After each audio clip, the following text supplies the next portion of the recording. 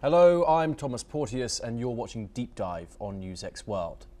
Today, December the 19th, 2025, marks a massive legal collision between the Department of Justice and the legacy of financier and sex offender Jeffrey Epstein. Exactly 30 days ago, the Epstein Files Transparency Act was signed into law after a near unanimous vote in Congress. The mandate was simple but historic. The US Department of Justice has until midnight tonight to release its entire unclassified investigation into Epstein in a searchable, downloadable format. But as the clock ticks down, a parallel story is unfolding. House Oversight Democrats, who have been reviewing a cache of 95,000 images from the Epstein estate, have spent the last 24 hours drip feeding the public a preview of what's in these files. And the contents are as disturbing as they are high profile. The most haunting images from the latest release of 68 photographs aren't just of famous faces, they're of victims. Multiple photos show lines from Vladimir Nabokov's novel Lolita, a book about a man's obsession with a child, written in black ink on the skin of unidentified women.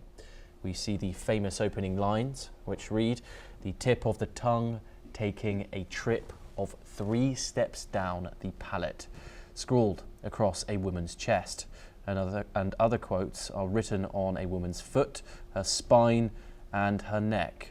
Quite disturbing. And beyond the imagery, we now have a clearer look at the logistics. The files contain screenshots of text messages from a scout to someone identified only as Jay. The messages are cold and transactional. They say, "I have a friend scout," she asks, "for $1,000 per girl. I will send you the girls now. Maybe someone will be good for Jay," one message reads, and also includes the height, weight and measurements of an 18-year-old travelling from Russia.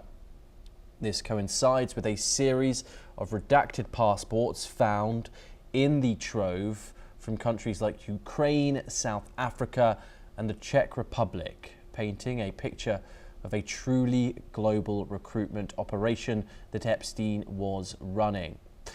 Then there are the names, and this release isn't a client list per se in the legal sense. There's no smoking gun document labelled accomplices, but it documents a level of proximity to power that remains staggering. We see Google co-founder Sergey Brin and Microsoft's Bill Gates once again. One photo shows Gates standing with an unidentified woman whose face has been redacted, sparking buzz around the nature of circumstances leading to the Microsoft founder's high-profile divorce with his wife Melinda Gates. Famed linguist Noam Chomsky is seen seated next to Epstein on a private aircraft, showcasing the heights of access Epstein and associates enjoyed in academic circles. On the political front, yet more pictures of former Trump advisor Steve Bannon have been released as well, adding to the already formidable list of appearances by people connected to both Trump administrations in Epstein's regular group of contact. Now, while these photos don't prove criminal acts, they provide the connective tissue that the public has demanded for years, showing exactly who was in the room while Epstein was operating his network.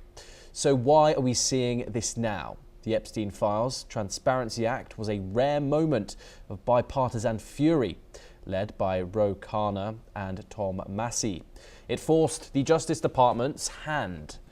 The law is very specific about what cannot be hidden. The Department of Justice cannot redact information just because it's embarrassing or politically sensitive. They can only hide info to protect victims or avoid compromising an active, ongoing investigation. This is why the birthday book, which allegedly contains a $500 check signed by Donald Trump and other financial records are such a flashpoint in this case. The Department of Justice, which is currently what insiders call a redaction logjam, say they have hundreds of thousands of pages to scrub for victim privacy before the portal goes live. If they miss the midnight deadline, they aren't just late, they are in violation of a federal mandate.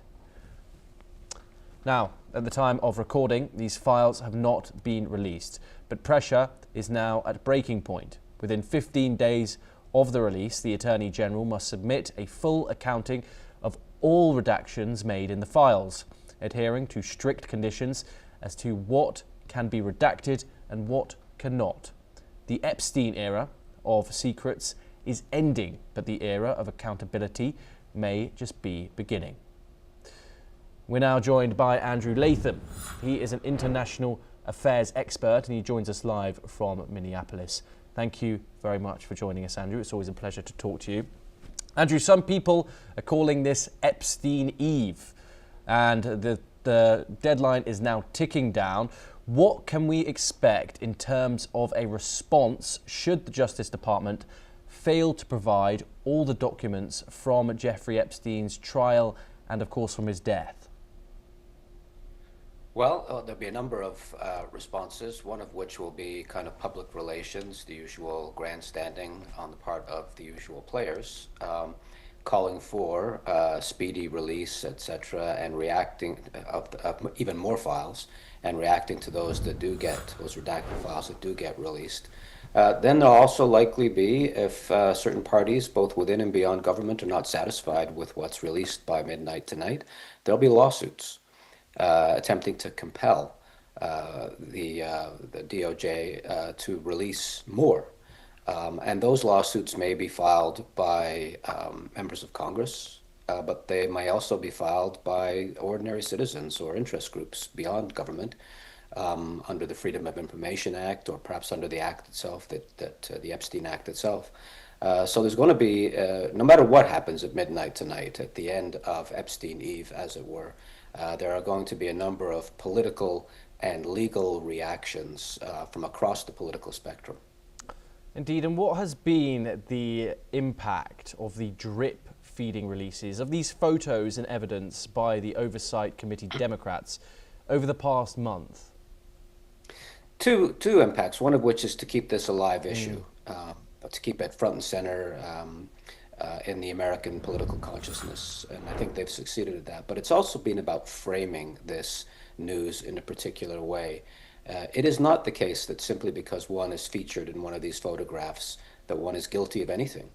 And yet the presumption is, in the way that this has been drip-fed, feeds into the sense that if your picture is released in some quasi-compromising setting with Epstein, you're guilty of heinous sexual crimes and whatnot. And so it's both drip feeding to keep this a live issue, but also drip feeding to frame the issue in a particular way against one's particular adversaries or enemies in particular.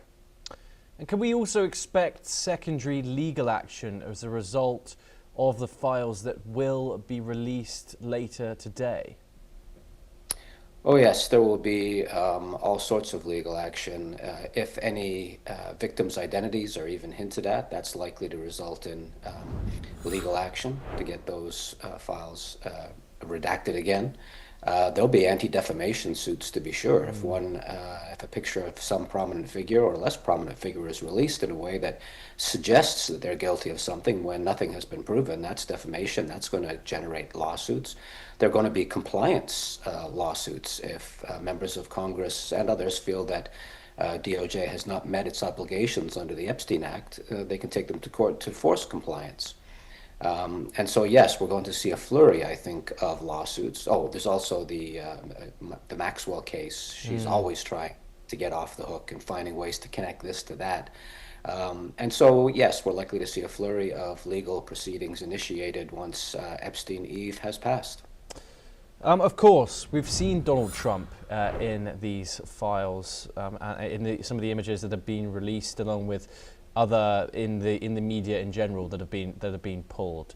If there is some sort of really incriminating stuff in the situation that if that does happen, what can we expect the administration to react like? Of course, the Trump administration are releasing this. Can we expect that to happen, even if that they are in the files?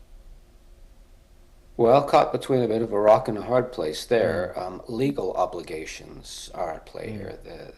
There's simply no way around that. This was a more or less unanimous decision on the part of the legislative branch to pass this act, and Donald Trump signed it into law, so it is effective. On the other hand, we know that President Trump does not deal well with criticism, and is likely to push back if anything is released that compromises him in any way. But I rather suspect that the law will win out here. There are plenty of people within the MAGA base who are anticipating that this release will compromise Democrats and prominent progressives more than it will hurt President Trump. And they might not be satisfied either with what comes out of all of this.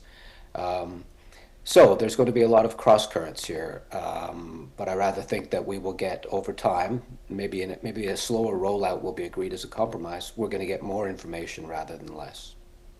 And finally, do you think the release of these files could play a major role in the upcoming midterm polls next year?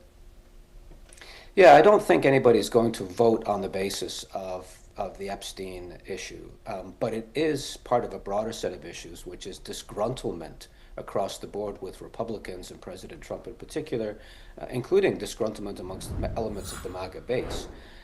They think this is an incompetent administration that's not doing the things that it needs to be doing, whether you look at it from the left or the right.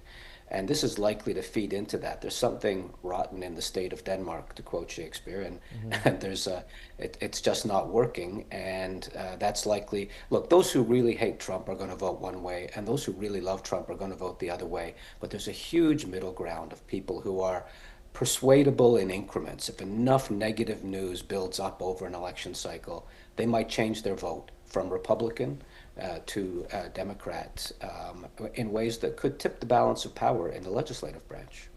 Andrew Latham, as always, it's a pleasure to talk to you here on NewsX World. Thank you very much for taking the time.